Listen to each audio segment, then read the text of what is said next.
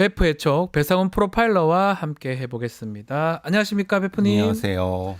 자, 지난주도 우리 베프님하고 이 공수처 윤석열 지금 체포영장 집행 얘기 좀 했었는데 실시간으로 얘기를 좀 나눴었습니다.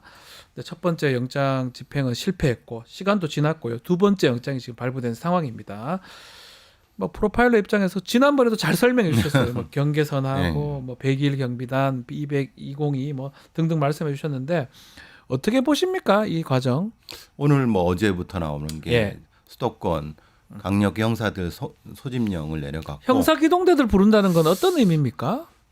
제대로 잡는 사람들을 부르는 거죠. 그렇습니까? 예를 들면 뭐 마수대까지 뭐 마약수사대까지 뭐 강력계 그 사람들은요. 약 먹고 장난치는 애들을 잡는 사람들입니다. 약 먹고 장난치는 마수대 사람 형사들은 이게 그거에 특화된 사람들이에요. 그 사람들만 수도권 4개 청에서 5개 청에서 그 부대 단위로 1,000명 넘게 소집하면은요. 공수처가 10배가 와도 안 됩니다. 경호처가.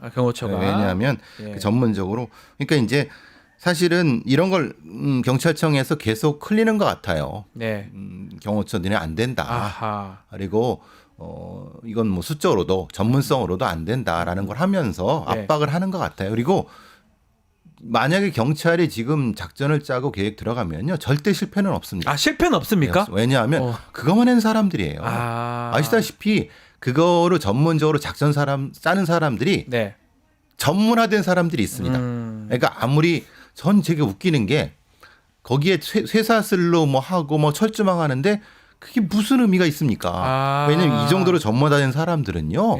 그런 거 그냥 우스운 돌파 그 요소도 안 됩니다. 근데 약간은 걱정스러운 부분 중에 하나가 뭐 이제 2차 영장 집행을 하겠죠. 저도 뭐 우리 베프님 말씀 충분히 공감하고 믿겠는데 혹시나 유혈 사태라든지 좀 무력 사태 이게 좀 두렵지 않습니까? 그렇죠. 그 가능성은 있는 겁니까? 근데 이제 일단 사전 작업을 많이 할 겁니다. 다 해놔야 된다. 왜냐하면 그 사전 작업 그러니까 현장에 대한 파악을 했었고 요소에 대한 파악을 해서 뭘로 돌파할 것인가는 이미 작전이 짜 있고 인적인 거. 예를 들면 경호관들이 지금 뭐 한 300-400 된데는 각각 또 다 가족이 있고 다 그 인적인 요소가 외부에 있기 때문에 경찰은 그만큼 정보라든가 이 망이 굉장히 탄탄합니다. 그러니까 전면적으로 하게 되면은 설득 작업부터 합니다. 설득도 할 것이다. 경호관 이게 선무라고 하나요? 이렇게 얘기하면서 이게 뭐 불법이 아니라 아니 해면은 특수공무집행 방해가 된다고 확실하지 않냐? 너 그 공무원 경력 끝날 거냐? 이 설득 작업을 일단 합니다. 그러니까 제가 보기에는 경호처에서는 적절한 시점에 그 부분에 대해서는 불법적인 요소를 없애야 될 것 같다는 생각을 합니다. 이게 말이 됩니까? 말이 됩니까? 영장 집행을 공권력이 스스로 한다는 게. 자, 윤석열 입장에 봤을 때는 사실은 대통령이잖아요. 책임감이 일도 없는 것 같아요. 뭐 처음부터 이렇게 책임감이 없었는 건지 윤석열한테 이 대통령이라는 직책 어떤 의미일까요? 그냥 단순 직업 정도로 생각한 건가요? 어떤 걸로 봐야 됩니까? 정치인으로서 오랫동안 국민의 신임을 얻고 이것을 차근차근 올라온 사람과 달리게. 그러니까 이제 얻어 걸린다고 하죠. 그런 분들은 가끔 이런 게 나타납니다. 외국에서도 이런 경우가 나타납니다. 갑작스럽게 검찰총장, 미국도 저기 지방검사 출신이 갑자기 시장했다가 엄청 탄핵받고 그런 경우도 있습니다. 그러니까 자기 위치를 자기 마음대로 한다고 생각하는 사람들이 있습니다. 그게 보통 그런 어떤 우연적인 요소로 관료만 하다가 그렇게 정치인이 된 사람들은 덜어 이렇게 나타나는 경우가 미국 같은 경우도 많거든요. 책임감이 이제 사실 있으려면 정치인들도 성장한다 그러잖아요. 그렇죠. 국민들한테 선택을 받고 또 선택을 받지 못하는 경우도 있고 좌절도 하고 잘 보이려고 하고 막 이런 게 있으면서 정치인들이 발전해 가는데 이 사람 같은 경우는 그런 게 없었기 때문에 자기 아집만 있잖아요. 고집만 있고 그리고 내가 한 게 다 옳다고 생각하는 거잖아요. 그러니까 관료로만 성장한 사람들은 그런 어떤 특징을 가지고 있거든요. 실패도 없었어요. 쉽게 이렇게 성공하고 이러면 돼. 나는 다 돼. 이렇게 생각했을 가능성이 있는 거잖아요. 그리고 그 과정에서 너무 빠르게 올라갔다고 하나? 순간순간적으로 네. 그런 부분이 실제로는 이 사람한테 독이 된 것 같습니다. 그러니까 우리 국민들한테 너무 큰 독이고 네. 개인 본인한테도? 본인한테도 그만큼 정치적으로 성장하고 대통령이 된다는 게 이게 뭐 옛날면 나라님이잖아요. 그러니까요. 하늘이 내려야 되는데 네. 이런 식으로 하니까 우리 참 이건 걱정입니다. 이 부분은. 이게 헌법에 보면 대통령이 이제 이 선서를 합니다. 나는 그렇죠. 헌법을 준수하고 이게 정말 엄중해 보이거든요, 사실은. 다 어겼잖아요. 모든 걸 어기고 대통령이라는 거는 네. 사실은 음. 자신도 자신이지만 국가를 생각해야 되고 맞아요. 정말 국민을 생각하면 이런 상황에서는 나와주는 게 맞아요. 그러니까 지금 상태로 억울해도. 예, 그렇죠. 여태 억울해도 예. 국민들 앞에 자기를 보여야죠. 보여줘야죠. 지금 상황이 어떻습니까? 네. 깡패 잡는 형사한테 끌려 나올 판이잖아요. 형기대 마수대가 가서 잡아온다고 하잖아요. 그런데 이거를 우리 젊은 세대들이나 학생들이나 아니면 국민들 보여줘야 됩니까? 네. 이건 말이 너무나 안 되죠. 너무나 참 참담하죠. 그런 네. 것도 한편으로 그런 것도 있어요. 경호처 직원들을 좀 이용하는 거잖아요. 그렇죠. 지금 나오는 경호처에 지금 26명 예. 저기 확인했다고 하는데 예. 신원하겠는데 예. 대부분 20대 중후반입니다. 아하. 초임 경호관이거나 네. 그러니까 이 경호처의 간부들도 나쁜 사람들인 거예요. 네. 자기들이 대신 뭘 하든가 했는데 네. 새파랗게 지금 초임된 경호관들을 앞에 내어서 그들의 경력을 잘라버리는 거예요. 그러네요. 박종준이나 거기 있는 사람들 다 나쁜 사람들이에요. 왜? 아니 자기들이 그럼 앞에서 몸으로 해지. 당시 어땠습니까? 박종준은 네. 관저 안에서 이거 했다잖아요. 예. 아니 이게 최소한 책임감이 있는 저거 이 정도의 관료들이 이게 말이 됩니까? 이 젊은 사람들을 희생시키고. 예. 자, 또 하나 좀 봐야 될 게 다마가 아직까지 내리에 아주 귓가에 스치는데 숨지 않고 뭐 수사하겠다, 법적 책임지겠다, 뭘 물러서지 않겠다, 무슨 예능 프로 나와가지고 국민 뒤에 숨지 않겠다고 하는데 정반대 행동을 합니다. 잘못도 인정하지 않고요. 핑계만 이래저래 그 따라서 국민의힘 의원들이나 이 사람들도 마찬가지지만 이렇게 핑계대는 범죄자 유형 이런 유형도 있습니까? 크게는 변명하고 뭐 심리적으로는 의존형 망상이 크다고 얘기를 하는데 예. 특히 이제 어떤 의존형이라고 하는 것은 특정한 범죄를 할 때 자기 혼자 못하고 네. 누구한테 의지하거나 아니면 누구를 통해서 무엇을 하는 사람들 네. 그런 경우가 제일 많죠. 그런 사람들이 보통 이제 포토라인 앞에 있을 때 막 하고 막 이렇게 하죠. 그러니까 그래서 의존형 장애, 망상 장애 이렇게 하는 게 자기들끼리 있을 때는 막 어깨에 힘주고 막 이러다가 네. 대중 앞에 쓰게 되면 막 이렇게 되는 거예요. 그게 큰 특징을 가지고 있거든요. 네. 근데 대통령인 사람을 이렇게 말하는 것도 저도 참 불편합니다만은 네. 그런 특징이 나타나고 있어요. 나타난다.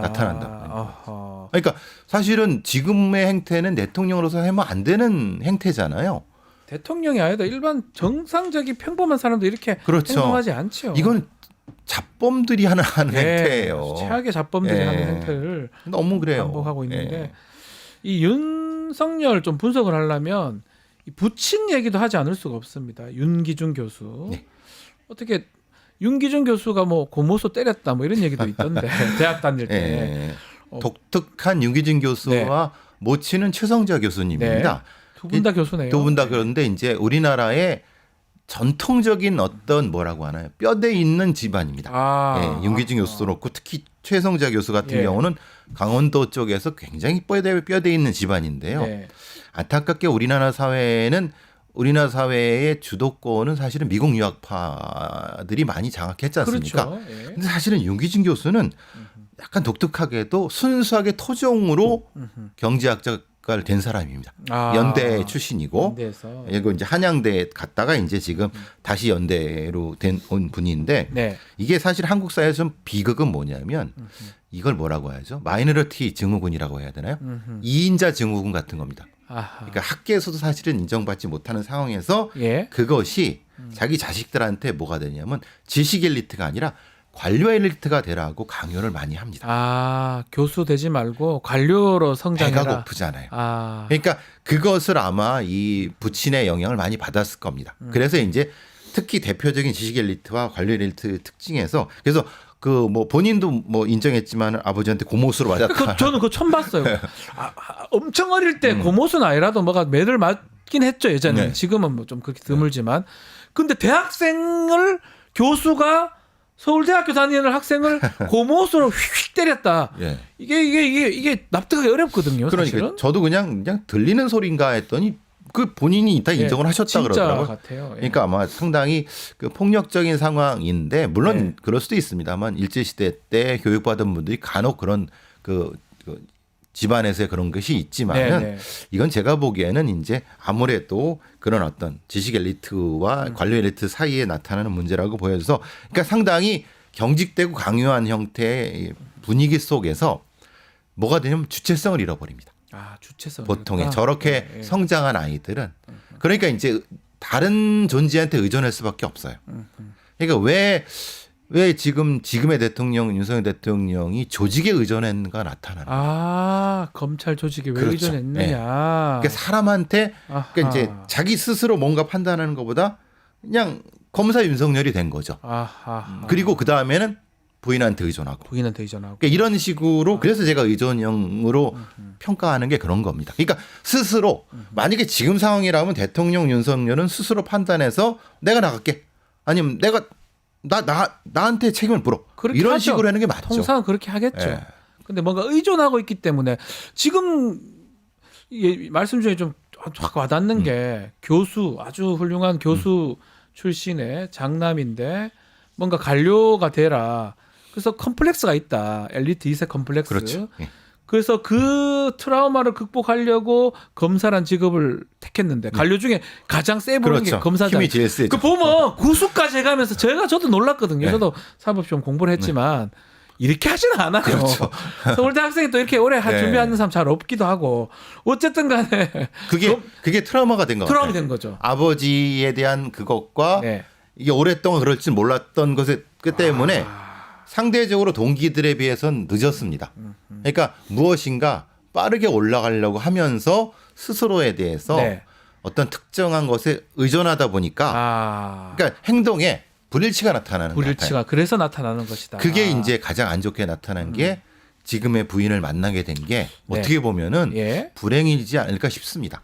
지금 사실 주목해야 될 부분이 또 이 교수 아버지 어머니 이것도 있지만 지금 말씀하신 김건희를 만난 거 그러니까 되게 불행의 요인이다 말씀하셨는데 왜냐하면 예. 보시면 아시겠지만은 뭐 명확히 하면 최은순 씨는 전과를 가진 사람이고 사실은 예. 그 의료 관련된 부분에서 맞습니다. 여러 가지 면에서 그리고 뭐 부인 영부인도 사실은 굉장히 그 도덕적으로 조금 많은 보시면 좀 문제가 있지 않습니까? 뭐 표절이나 등등 그렇죠. 많죠. 경력 예. 위조. 지금 뭐 예. 주가 조작의 의심도 받고 네. 있고 특검 예. 지금 들어가는데 들어가 있고. 그게 굉장히 안 맞는 조합이에요. 생각해 보세요. 윤석열 대통령의 친가는 맞아요. 굉장히 그러고 보니 그렇네요. 예, 전통적으로 뼈대 있는 가문에다가 정반대네. 정반대. 어머니는 이화여대 화학과 교수까지 하신 교수고. 분이에요. 아버지도 우리나라의 통기학에서 1인자 그러니까 대가 중에 한 분이에요. 예. 근데 어떻게 그 처가는 그런지 사기꾼 집안하고 그러니까 사돈을 이게 맺었네요. 너무 안 맞잖아요. 예. 그것이 아마 본인의 인식의 괴리를 나타내는 부분 같아요. 지금 들어보니까 어떻게 결혼했나 싶을 그러니까요. 정도로 아버지 어머니가 사돈인데 예. 사기꾼이에요. 그러니까 너무 답답한 거예요. 그러니까 어떻게 이게 형성됐는가는 아마 네. 본인이 가지고 있는 열등감이라든가 트라우마가 네. 투영된 것. 왜냐하면 실제로 무엇인가 좀 하고 싶었을 때 못했잖아요. 네. 근데 이 사람들은 그걸 하게 해주잖아요. 허위 의식이지. 허위 의식이면 막 얻게 하고 술도 먹게 하고 막 그러잖아요. 부모보다 훨씬 낫네요. 부모는 꽉 못하게 만드는데 다 해주고. 두 가지가 괴리가 생길 때 아하. 보통 이런 형태의 의존형 장애가 나타난다고 봅니다. 그러면 이 윤석열이 김건희 모녀한테 이렇게 좀 뭐 이렇게 지배당했다고 보는 게 맞습니까? 심리학적 표현은 인포스입니다. 포입됐다고 보는 게 맞습니다. 예, 우리가 보통 이제 포입이라는 표현을 하는데 네. 그게 보통 우리를 본론 뭐 세뇌라든가 아니면 가스라이팅 그런 그렇죠. 표현을 하는 표현 건데 쓰는데, 예. 그냥 심리학적으로 인포스라는 개념을 쓰는 게 맞습니다. 네네. 그러니까 이제 자기가 뭘 하고 싶어도 지금 영부인이 못하게 하거나 네. 아니면 막거나 만약에 지금 관저에 예. 대통령 혼자 있다고 하면 저렇게 행동 못 합니다. 저 정도는 아니었을 그렇죠. 것이다. 네. 근데 주변에 또 인해 장벽이 특히 이제 영부인의 인해 장벽이 김건희가 맡고 있으니까 있다고 하면은 이거는 본인 스스로 판단하기가 쉽지 않은 상황이라고 봅니다. 그래서 일각에서는 꼭두각시 증후군 아니냐 이런 얘기가 있는 건 어떤 그렇죠. 내용입니까? 이제 그게 사회 심리학적으로는 마리오네트 증후군이라고 합니다. 마리오네트. 예, 인형이 이제 프랑스 인형이 있지 않습니까? 그거죠. 움직이는. 그래서 아주 전형적인 특징을 나타내는 것 같다. 그래서 걱정입니다. 왜냐하면 본인이 관저를 나고 싶어도 못 나온다고 하면은 이거는 너무 불행한 거 아닙니까? 대통령이 본인이 판단을 해야죠. 자기가 판단해야 되는데. 그럼요. 이제껏 자기가 판단 안 했을 가능성도 계속 높겠네요. 대통령실에 누구 라인이 제일 많다고 했습니까? 김건희 라인이 제일 많다. 그리고 경호처에 누구 라인이 많다고? 김건희 라인이 제일 많다고 합니다. 그러면 어떻게 판단합니까? 그래서 사실은 걱정이라는 겁니다. 그래서 못 나온다. 마리오네트 증후군을 혹시 갖고 있는 거 아니냐. 이런 특징을 지닌 사람은 또 어떤 사람을 또 우리가 지목할 수 있을까요? 어떤 과거에 그 러시아 왕 중에 그 뭐죠? 라스푸틴. 라스푸틴. 예. 와, 라스푸틴이고 그래서 결국은 그 니콜라 네, 맞습니다. 니콜라 2세. 예. 결국은 러시아 총살당했죠. 죽죠. 예. 그러니까 너무 불행한 과거가 되풀이될 것 같아서 왜냐하면 꼭두각시 황제들은 말년이 좋지 않습니다. 당연히 좋지 않죠. 아니 당연하죠. 꼭두각시는 이렇게 갖고 놀다가 버리는 거잖아요. 그래서 제일 그래서 걱정이 또 왜 꼭 그 주변에 무속 얘기가 나오고 지금 노상원 얘기 나오고 노상원이 명태균 다 도삭 무속 뭐 선생 뭐 그러니까 법사 그 라스푸틴 느낌이 들어서 거기까지 가지 않기를 바랍니다. 어쩌면 지금 우리 베프님 말씀 마지막에 들어보니까 이런 어떤 자라온 환경 때문에 윤석열 결국은 무속까지 연결될 수도 있는 거네요. 정신적으로 의존할 때가 필요하거든요. 없으니까. 처음엔 아버지, 그 다음엔 조직, 그 다음에는 영부인, 뭐 이렇게 하면은 근데 그 뒤에는 당연히 무속. 그러니까 본인이 판단을 못 하잖아요. 판단을 전혀 못 하죠. 그게 참 그렇습니다. 지금 관저에 버티고 있는 것도 본인 판단이 아닐 수도 있다. 저는 그렇게 생각할 수 있습니다. 왜냐하면 나가고 싶어도 사실 나와야죠. 아이 당당. 이거 본인이 법률가라면 내 법정에서 내가 얘기할게. 나 법정에서 자신 있다면서요. 그러니까 그렇지 않습니까? 나와야죠. 알겠습니다. 베프님한테 오늘 또 딴 방송에 들을 수 없는 아주 놀라운 이야기를 들어봤습니다. 지금까지 배상훈 프로파일러와 함께했습니다. 오늘 말씀 감사합니다. 감사합니다. 유튜브 구독하고 실시간 채팅과 댓글을 남기시면 매일매일 7,000TTCO를 드립니다. 참여 방법은 통통물 어플을 다운로드하고 회원가입과 로그인을 해주세요. 마이페이지에서 나의 회원 고유 번호를 복사해주세요. 유튜브 구독 후 실시간 채팅이나 댓글창에 고유 번호를 한 번만 입력하면 준비 끝! 지금 유튜브 채팅과 댓글 쓰기 참여하고 7,000TTCO 받아가세요.